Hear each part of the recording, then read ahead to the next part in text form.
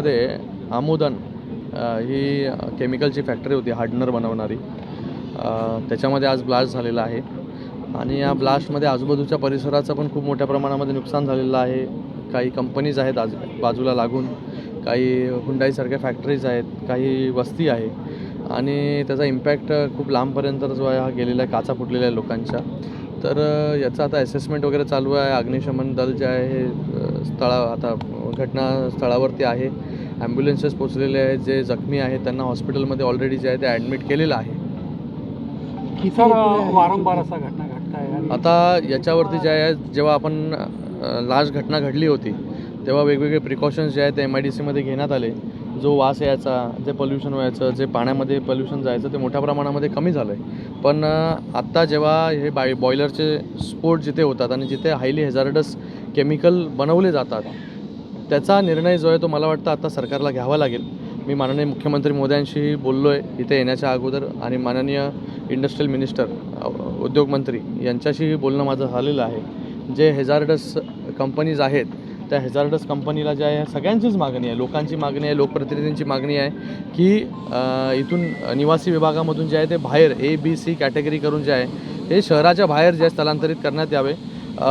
आणि मी विश्वास देतो तुम्हा सगळ्यांना की आपलं सरकार जे आहे लोकांसाठी निर्णय घेणारं सरकार आहे आणि ह्याच्यावरती पूर्णपणे पॉझिटिव्ह निर्णय जो आहे. आणि जे हायली हॅझार्डस केमिकल इथे बनवतात, जे अशा प्रकारे मोठ्या प्रमाणात ब्लास्ट होतात ज्या कंपनीजमध्ये, त्या कंपनीज ज्या आहेत त्या शहराबाहेर ज्या आहेत ते परमनंट ज्या आहेत या मूव्ह केल्या जातील परमनंट. सर किती जखमी आहेत, काय आकडा आपल्याकडे आहे का? मला वाटतं आता एकंदरीत 30 लोक जे आहेत, 25 ते 30 लोक जे आहेत हे जखमी आहेत. वेगवेगळ्या हॉस्पिटल्समध्ये त्यांना ॲडमिट केलेलं आहे. एम्समध्ये ॲडमिट केलं आहे, काही महापालिकेमध्ये ॲडमिट केलेलं आहे, काही नेपच्यून हॉस्पिटलमध्ये, ग्लोबल हॉस्पिटलमध्ये ॲडमिट केलेलं आहे आपण.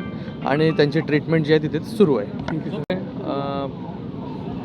बॉयलर में ब्लास्ट होने के कारण या रिएक्टर में ब्लास्ट होने के कारण जो है यहाँ पर आग लगी है बड़े पैमाने पर.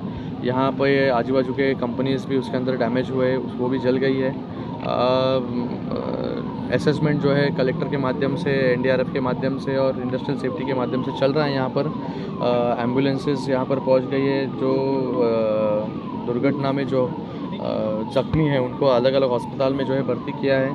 आग बुझाने की पूरी कोशिश जो है यहाँ पर चल रही है.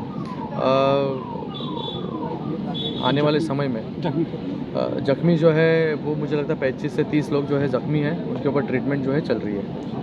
ये बार बार ऐसी घटनाएं हो रही है. यहाँ पर जो है हमेशा जो है लोक प्रतिनिधि के माध्यम से, लोगों के माध्यम से मांग की गई है कि ये सब जो हैज़ार्डस केमिकल जो बनाती है कंपनीज़, फैक्ट्रीज़, उनको जो है शहर के बाहर जो है शिफ्ट किया जाए.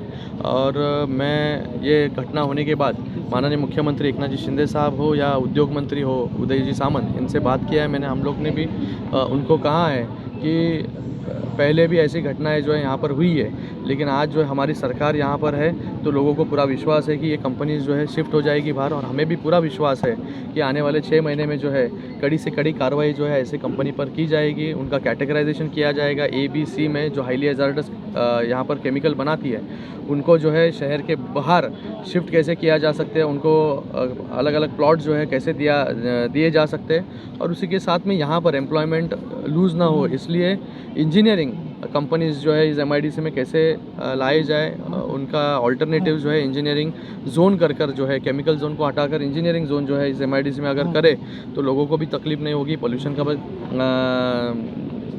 तकलीफ़ जो है कम हो जाएगी. और ऐसी जो घटनाएं होती है, इसके पहले मुझे लगता है 4 साल पहले ऐसी घटना हुई थी. आज 4 साल के बाद यहाँ पर घटना हुई है.